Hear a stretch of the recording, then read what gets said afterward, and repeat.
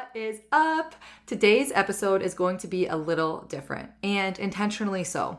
This is one of those topics that really doesn't fit neatly into a quick fix or surface level explanation. Honestly, what really does fit into some quick fix or surface level explanation of this show, but we are going to be diving into the complexity of shame, the emotion of shame, how it shows up, how it hides, how it can attach to nearly anything and everything that we experience, and how it can also keep us stuck in those debilitating patterns of self-sabotage or simply being disconnected from who we really are. So what you are about to listen to is actually a piece of an audio that I originally recorded as a protocol follow-up for a client after a root cause therapy session.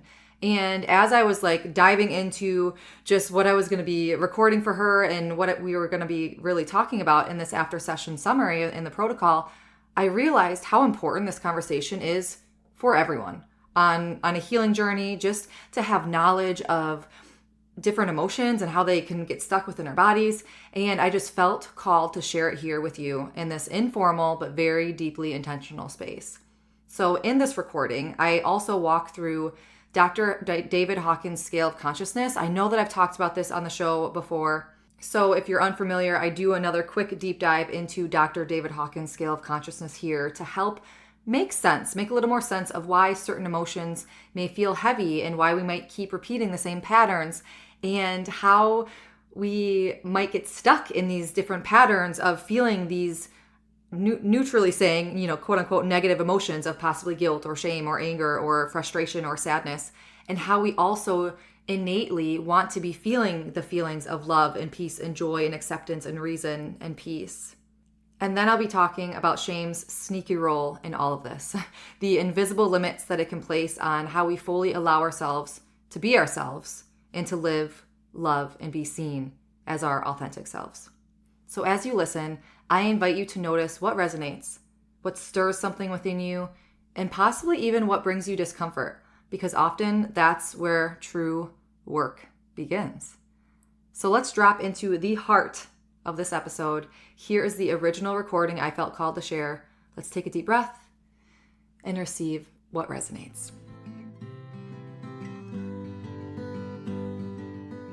Hey beautiful, welcome to Naturally Empowered Living, your safe space to guiding you on your unapologetic self-awakening journey. This is your weekly sanctuary for waking up from autopilot and transforming the way you approach life through the power of meditation, energetics, and root cause therapy. It is my mission to help you heal unprocessed emotions and release stuck energies by alchemizing your struggle cycles into opportunities for deep self-love, awareness, trust, and connection, to return to your innate essence of being, stepping back into your energy of alignment. Because here, we honor all parts of ourselves, the messy and the magic, the shadows and the light, embodying all parts that make you, you. So if you are ready to get to the root of cultivating real change, get cozy, grab your journal and maybe favorite crystals, and let's discover our power within together. Hello. So I was creating a protocol to send to someone after a root cause therapy session that we just had. And the information that I was gathering, and I was just I kept going and I was like, this is so good. This is so good. I want to offer this knowledge and make this awareness available for everyone in a very informal, because I have one computer and I'm going to be going through my notes. I'm going to be sharing my screen. I might be pausing to switch my screens around, make sure that we're all good. And I mean, the lawnmower is going in the background, our neighbors, and all the things. Very informal video. However, I want to give this in a very impactful way. I would love to know what resonates with you, what lands well for you, and possibly what brings resistance or tension that you feel inside your body. So we were talking about the complexity of shame, the emotion of shame. However, before we get into that, I want to share my screen and talk a little bit about the scale of consciousness. So let me get this. I hope that this is working.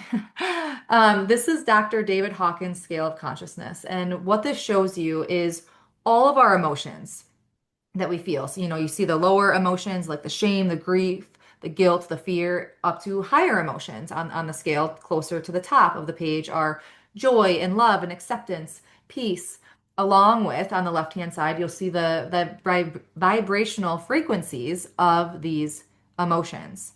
So we are all an energy of vibration.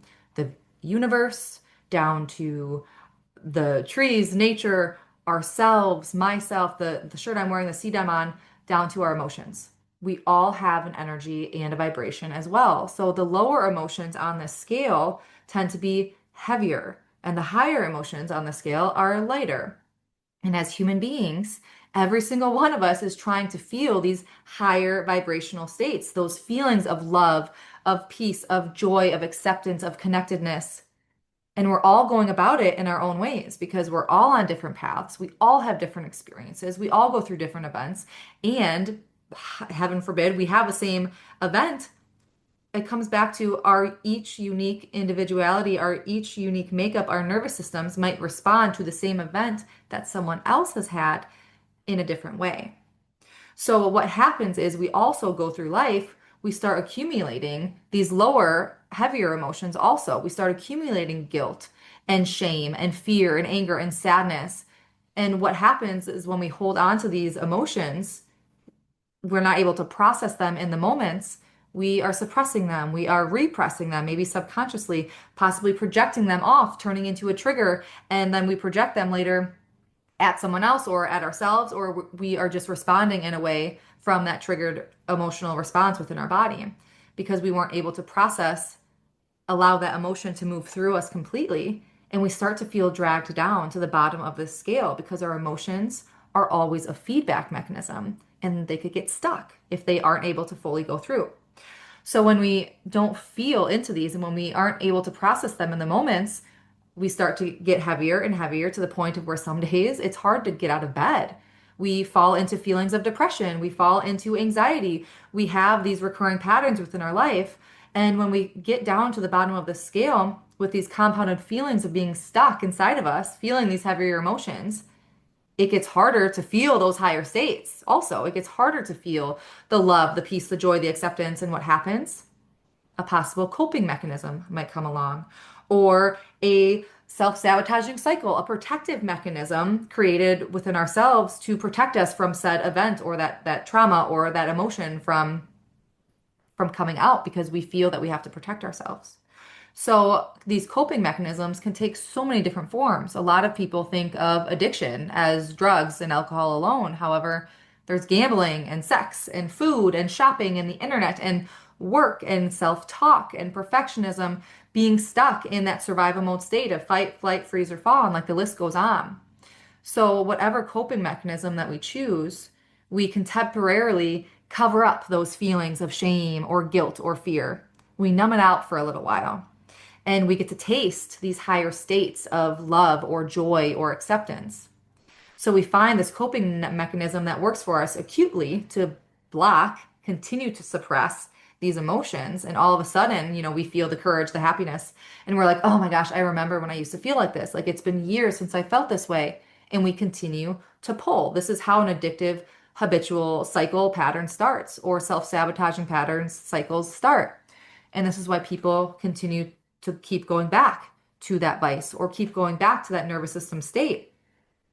So whenever we stop that vice or allow that emotion to come up, we feel those hard feelings. We're feeling those feelings of guilt or shame because we haven't addressed them. We haven't allowed them to fully process. We've just covered them up and we've numbed them out for a short period of time. So we get stuck in this yo-yo loop-like cycle, going back to the behavior. Maybe we're a little conscious willpower is like, we got to stop this, but by golly, it makes me feel good. It makes me feel emotionally at peace. It makes me feel like blurring the edges. I feel calm for once. So we get stuck in this loop-like cycle. And the key here to breaking this cycle is to go back and find out what we're holding on to, what emotion that is, what unprocessed, suppressed emotion from the past. What is that root? To be able to release it, to process it, to move up that scale of consciousness and feel those feelings of happiness and peace and love naturally. We start to naturally raise our baseline. So now coming back to shame specifically for the sole purpose of this conversation, feeling ashamed, if you remember that on that scale, it is, as a whole being, it's the heaviest emotional and physical energy. It was the last emotion on the scale. And this emotion can cause people to want to hide away and contract. And like that's where a lot of the feelings of depression or suicidal thoughts can come up. It is very different than all the other emotions in the sense of it is all encompassing. Like we feel ashamed as a whole person. That's where feelings of not of feeling worthless or feeling like a failure can come in because shame inhibits our self-expression for us to feel safe. So if we're feeling anger or embarrassment or guilt, going a little higher up on that scale, shame is what we use to fragment them off, and it keeps even those emotions repressed. So the thing with shame is that it can attach to other emotions and behaviors and experiences and patterns as well. So shame is like the one emotion that really like gums up our healing journey because it can attach to everything because shame still wants to keep you safe. However, it's making you withdraw. It's making you inhibit. It's making you stay back. And a big part of our healing journey is to step in, is to step forward, is to engage and honor and work towards. I don't know what that noise was. That was really loud. um, to work towards welcoming all parts of ourselves. So this shame is hiding those parts of ourselves, even possible shame itself, feeling ashamed. The shame is hiding you feeling ashamed. So getting, a little traction with the shame, it could really help open up your world in such a beautiful way because suddenly you have access to a little bit more of these parts of yourselves, these other emotions behind the emotions, your desires, your expressions of your authenticity, they start to come up to the surface a little more to either live in a more expressive, authentic way or possibly to be inquired and examined without judgments through a modality, a healing modality, possibly root cause therapy, working with a practitioner yourself. So shame is more often than not turned into a whole identity. Like I said, it's like an all encompassing because it gets so interwoven with everything else, going on. Your emotions, your stories, your narratives, they have this overarching theme that there's just something wrong with me. So I do want to note here that there is healthy shame versus toxic shame. So just like all emotions, right? Every single emotion coming from a neutral space, they are all here for a purpose. So in terms of a healthy version of shame, it could be, going way back to the caveman survival days and, you have your tribe and there might be a possible threat in the woods or you hear rustling of branches and, everyone's like, be quiet, there's a threat over here and you're off dancing and frolicking and making all these noises, right? You're probably going to get glares. You're probably going to be reprimanded. There's like this possible like wave of shame that covers over you. Maybe you're embarrassed in the moment and you retract and you come back in a little bit. However, this is for the overall safety of everyone involved. So after said threat would leave, hopefully you'd have a conversation with said tribal member or someone to say like explaining to you the specific context of why that action was not necessarily right or not necessarily the best choice within that situation, right? So saying something consoling, being compassionate, we don't want you to shut down your expressions in the future. However, we are a beautiful expression, expressive people as humans to begin with, but keeping it in the context of healthy and safe ways of experiencing said, feelings, expressions, things like that. So there is a way of having healthy expressions of emotions to learn how to be a human, right? To learn how to survive. However, it gets kind of tricky sometimes because shame can also become toxic in the form of, again, that overarching identity, making it a form of identity. So, using the same scenario, how this shame could possibly become toxic if it wasn't processed through, if that conversation wasn't had after to say, like, hey, your expression as a human is valid. However, in said situation, like we needed to be safe here if we want to survive. So we had to, be quiet in that situation. However, how this can become toxic is, when I was dancing around and everyone's telling me to be quiet and there's a threat around the corner, I didn't have that conversation afterwards. I wasn't able to process it. I turn inside myself and I say, not only that that action was wrong, however, I am wrong as a human being. There is something wrong with me. I am not normal. And from that day forward, that becomes your inner narrative, compounded then with future experiences, future events, reinforcing that it's not safe to express. And you want to isolate and you have extremely low opinions about yourself. And you begin to form this harsh inner critic versus, yes, maybe that action wasn't the best choice to make. You're making it all encompassing. Does that make sense? So healthy shame is letting us know that we have limits as a human, okay? If we have no shame, we can quickly like head towards the narcissistic behaviors, which is a completely other conversation. But as we go into toxic shame, we have these healthy limits of shame that we as humans need, but they become massive, right? They put every limitation that we have on humans as a whole onto only ourselves, to the point where we narrow down every perimeter. It becomes, I don't deserve this. This isn't for someone like you. Let it be your relationships, your business, your success, your happiness, your joy. It becomes a form of self-sabotage, and shame takes the wheel of that bus.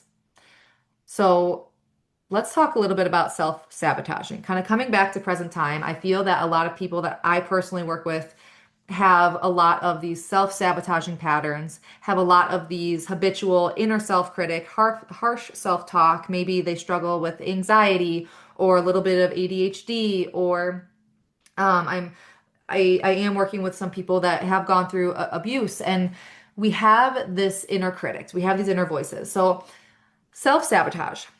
How much of myself can I be? This is an invisible limit that we give ourselves because we feel unsafe to go beyond said limit that we give ourselves, because we might put ourselves into that position of shame where your shame is triggered because someone sees you, and that feels unsafe. That fear of being seen, or whatever that trigger was for you to begin with. So shame typically works in this loop and an accumulation. So there's typically isn't a one-time event that, roots the shame within the body. Typically one event won't root shame within your body. However, it has this pattern, this accumulation that loops around itself. So shame works as a loop within your body once it's stored there. So you might have this self-sabotaging pattern within yourself, and you might be withdrawing or isolating yourself because you have low self-worth. However, it's affirming itself because now you have your inner critic coming back to say, see, I have no friends, which reinforces that loop of shame. Or another example, thinking of perfectionism, how that could possibly be rooted in shame. We know no one is perfect, but if you're running from this shame, you're trying to outrun it by being perfect. Again, going back to everyone has different triggers, everyone has different roots, and what's the word I'm looking for? Different events isn't the right word, but everyone has different ideas or events that have happened where the shame is rooted from. That word isn't coming back to me. So we're running from this shame by striving to be perfect. But then you might get passive aggressive or defensive when you make a mistake. Or maybe you're looking for moments of imperfection within yourself, which then reinforces your belief of not being good enough. Okay? So the lack of connection, or like the gap here, is when shame is living in the body. However, we're only allowing our actual thoughts to create those identities around ourselves. We're giving ourselves the opportunity to solely live in our heads. I'm a failure. I am worthless. I'm not good enough. Rather than also allowing ourselves to get into our body to identify where that root of shame is. So our thoughts become dominating, and we become overwhelmed, and these narratives and these stories continue to give ourselves the ever never-ending cycle of that inner critic, right? And it's in making the connection of where it's residing and rooted and attached within your body, because a lot of times, as I just shared a couple minutes ago, this toxic shame is running amok, and we're not having the awareness that we need to process it, and we're not having the skills and the resources and the capacity to be able to meet it within our body to then stop that cycle, to, quiet that inner critic, or possibly to show love and acceptance to all parts of ourselves. Like that is, everything is rooted back to love and acceptance to become whole. So I want to kind of close out here with giving an example of possibly how a imprint, that's the word I was looking for, how an imprint can get rooted within your body. Okay. So I'm calling this a traumatic imprint. However, the example I'm going to say, you might not be like, that wasn't very traumatic. Again, this is coming from a neutral standpoint, because when we're talking about the root causes of shame or any heavy emotion, it's going to come back to whatever undigested life experience that we were not able to process in those moments of unfolding. Or I do want to preface that there's always time for repair. So once we are able to process those emotions or digest those life experiences, they will be processed and dissolved and alchemized. Okay. So I'm not saying like, oh my gosh, like we're doomed. This is the work that I do. This is the work that I help you do, is to be able to process those emotions. So one thing to note, and this is, I kind of dabbled a little bit into saying this, is that trauma is very subjective. Okay. So what is held as an imprint for one person may or may not be an imprint for another person. Okay. It's very subjective. It's not objective. And of course, there's extreme circumstances. And again, I'm not here to argue what trauma is and what trauma is not, because there are extreme circumstances like sexual abuse or physical abuse to where it will be traumatic and make an imprint for probably pretty much anyone having that experience. Okay. But there are other events and things on this spectrum. And this is the example that I kind of want to dive into. So what can happen in a moment of trauma, or what happens for an imprint to actually get rooted within your body and stuck there is, let's give this example here. You could probably relate to this in some capacity within your life of growing up. Or I'll use me as an example. I'm in school. I'm in one of my classes, and this imprint can be not intended to be harmful or not intended to be offensive by anyone. I'm just a kid in school and I'm in class and I want to put my hand up to answer a question. I don't normally do that, but in this context, I'm very confident. I know this, I think I know this answer, and I put my hand up to answer the question, and whatever I say it's wrong. And everyone starts laughing. I don't know what I've done. I start to look around, everyone's laughing or pointing or snickers, and, everyone in the room is just looking at me, and I just feel so consumed. And what do you want to do? You want to just like curl up in a ball. I feel so consumed by this embarrassment, and it comes over my system, washes over my system. And in that moment, my body enters a stress response. Any moment of our life where the nervous system deceives some sort of threat or stressful, response environment, that could be a physical or psychological threat, we will go into a state of fight, flight, freeze, or fawn. And whichever class that the nervous system deems as best for your survival in that moment, it will enter into. So I'll probably go into a state of freeze in that moment. And I'm automatically, like as a human being, I'm looking around for connection. I'm looking around my environment, maybe at some sort of resource or another human being that just is attuned to that moment, to me in that moment. I might look towards a friend, but, wanting to connect eyes with them, wanting to connect with them. And maybe they're the ones like laughing the hardest because they're thinking nothing of it. Like, oh my gosh, that was so silly. Maybe I'll look at my teacher and they turned their back for that moment that I looked at them, and I'm not getting connection there or anywhere else. So what I do in that moment is I open up a loop. I open up this trauma loop inside my body, inside my system. And in order to complete that loop, it has to be closed. It has to be processed. And we're typically not taught how to do this when we're young, let alone, in adulthood now. So in that instance, if I leave that classroom, nobody was there that I could speak to at school, no attuned person to help, console me, talk me through this, help me process what happened.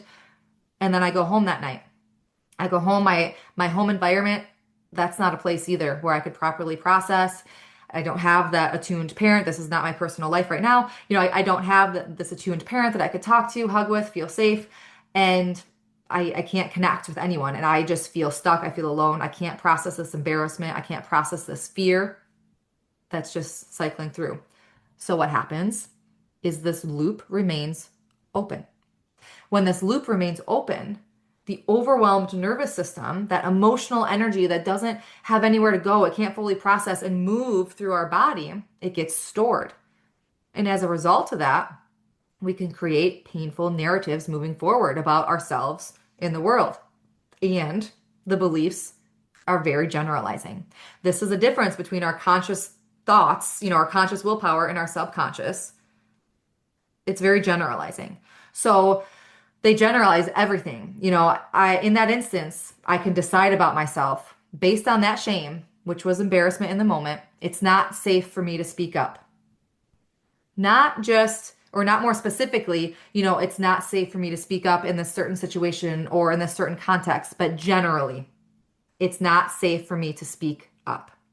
And when that belief is then held onto and still not addressed, we create what's called an orphaned part of ourselves, a shadow part of ourselves.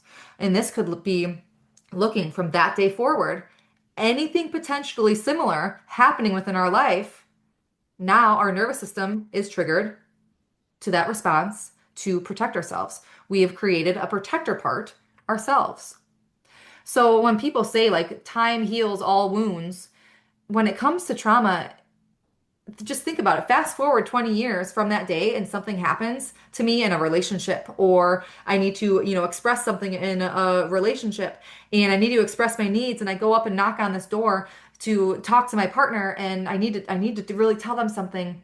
What happens? Nervous system triggered, orphan part becomes active. I get sucked back in, pull away, protective mechanism also comes up. I cannot express my need because it's not safe for me to. I go into a survival reaction based on that root of that event that happened 20 years ago in that classroom. Or possibly I need to speak to a boss, something at work. Similar situation. I go knock on their door, bam, parts activated, parts triggered, survival mode turns on, and I get sucked back in and never have that conversation.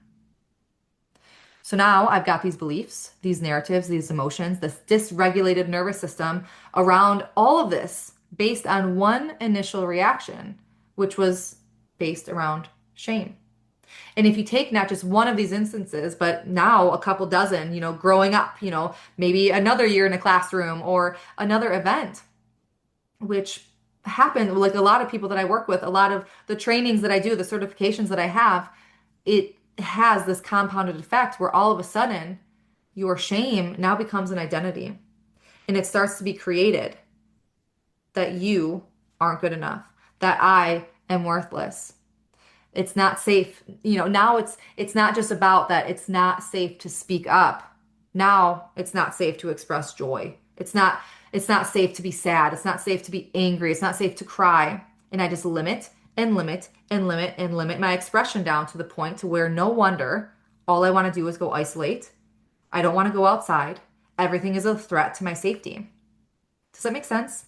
Now, this is like a very extreme situation, but coming from a very common, not so like you might not think like that response could have happened. And this is also to say too, again, I want to say the power of repair, because being a parent myself, sometimes it's like, oh my gosh, like my kids are doomed because I just yelled at them and now, I don't want to coddle, but I don't want them to feel traumatized for the rest of their life.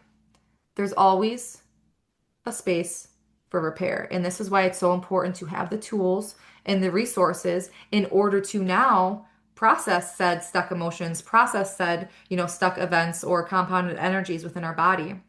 Our energy it's infinite, okay? And that is why if you believe in generational traumas being able to be, broken by one person, and it breaks future and past generational traumas. Energy is infinite.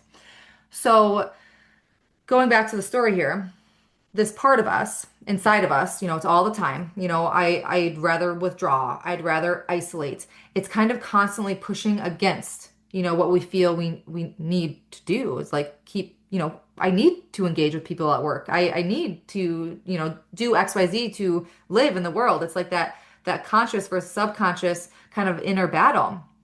However, we create these protector parts and now we are shy or timid or have the slouch posture, for example.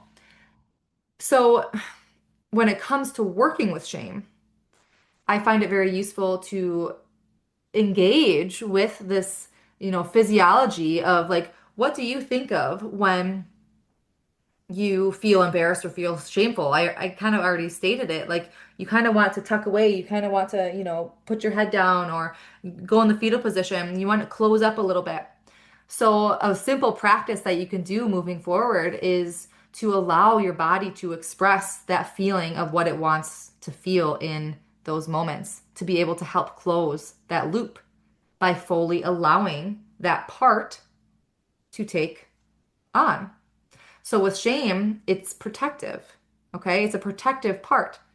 Let it go. Okay. Or let it run its course. So, I'm prefacing this is another video, but to create that safe container for yourself, put hands on heart, hands on belly, find some sort of practice that you can speak to yourself. It might just be like hands on heart, hand on belly, shutting your eyes, saying, I am safe, I am safe, I am safe. Maybe it's a five senses.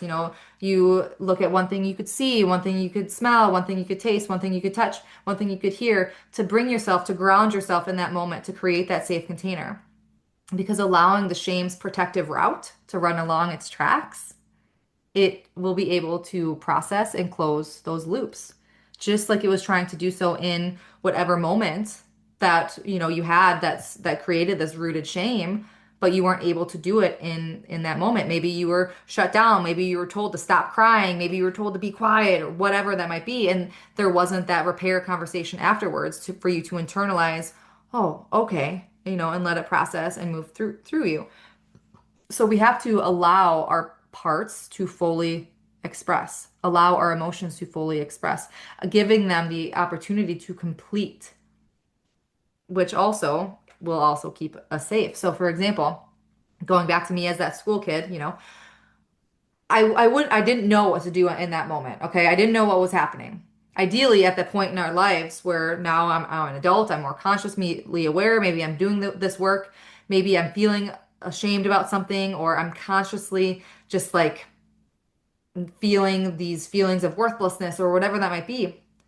I could tune in. So create that safe container, tune in to where am I feeling this in my body?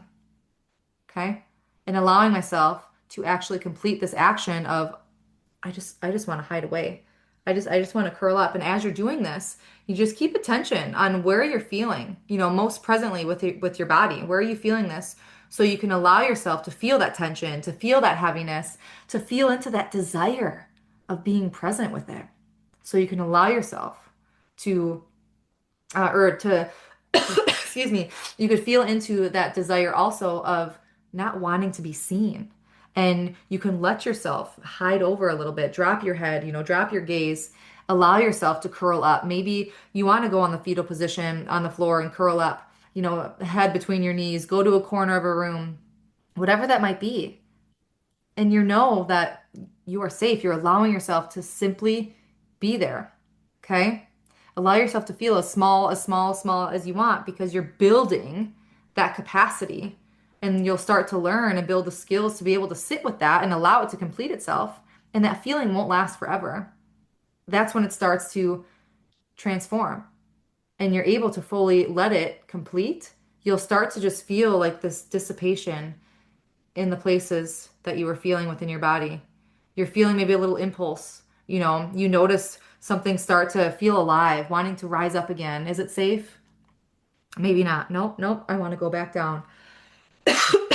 You start to give yourself that space to maybe go forward and forwards and backwards a little bit.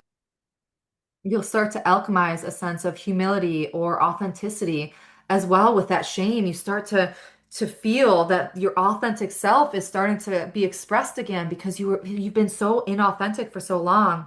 You've been hiding your real self in your present life, sort of giving this fake self to the world. And as you start to metabolize the shame a little bit more and a little bit more, a little bit more, you rise into your authenticity.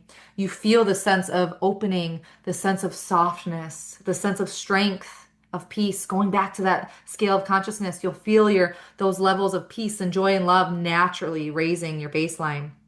Your sense of self becomes a little more solid. You'll be able to express your opinions and your desires, your expectations, and say yes with full yes and say no with full no. You'll be able to step into your uniqueness as a human being in this world. We are miracles. And you could step into your uniqueness and your authenticity and be perfectly okay with it because you know that there's only one of you. And this is where the permanent transformation begins. That permanent alchemy comes in because you're meeting yourself. You're opening and welcoming and honoring all parts of yourself and connecting that mind and body and learning how to process in the moment process these feelings, these emotions, to have that mind, body, spirit, soul connection, to be able to process the emotions, the feelings, the events within the moment, to allow them to fully move through you, and you could live that present life, raising your scale of consciousness naturally, because that is how we were innately born. We were innately brought into this world feeling those levels of love and peace and happiness and joy. So I hope that this training, now I wasn't expecting to talk this long, I hope that this training landed well with you. If you have any questions, if you have any comments, if anything, sat well, resonated with you, if you have any tensions popping up, reach out to me. Send me an email at hello@naturallympoweredliving.com. I would love to know how you're getting on with this. If you are a client of mine, send me a message and practice better. Let me know that you listened to this training, and I'm here for you. I am just so thankful to have been put on this path to really uncover emotions and how we work and just really help bridge that gap. So thank you so much and take care. Sending my love. If this episode stirred something within you, if you possibly found yourself nodding along, feeling seen or a little more understood, or maybe even felt a little resistance, I want you to know all is welcome here. Healing is not linear. And when it comes to emotions, especially like shame, it can feel overwhelming to untangle where it all began or why it is still holding so much weight. That's where root cause therapy can come in. These sessions, we go beneath the surface to meet those younger parts of you, to meet those hidden parts of you, those deep-rooted parts of you that are still holding pain, possibly shame or fear, and gently guiding those emotions towards release, towards healing and integration. We don't just talk about what happened. We connect to where it lives in your body and gently work with it to bring you back into alignment, to release that emotion for good. So if you're ready to explore this work more deeply, I'd love to hold that space for you. You can learn more or book a root cause therapy session at the link that I share in the show notes, or go to naturallympoweredliving.com/root-cause-therapy. And remember, you are not broken, you are not too much, and you are always enough. You're healing, and you make sense, and that is sacred work. So until next time, be gentle with yourself. And as always, simply be you. You have everything inside of you to learn your energy of alignment and be unapologetic in who you are. I'm sending my love and so much light. Did you find this episode free or empowering? Please read my review. Tickle, boop. Thank you for spending this sacred time with me on Naturally Empowered Living. If this episode brought you closer to stepping into your energy of alignment, I'd love for you to leave a written review and share how this show has supported your journey. Your feedback truly lights me up and helps others find the space of transformation. And sharing it with someone who might need it spreads the ripple of healing even further. Be sure to check the show notes for ways to connect with me and explore personalized healing sessions and mentorships to deepen your self-awakening journey. Thank you. I appreciate all you are and all you do.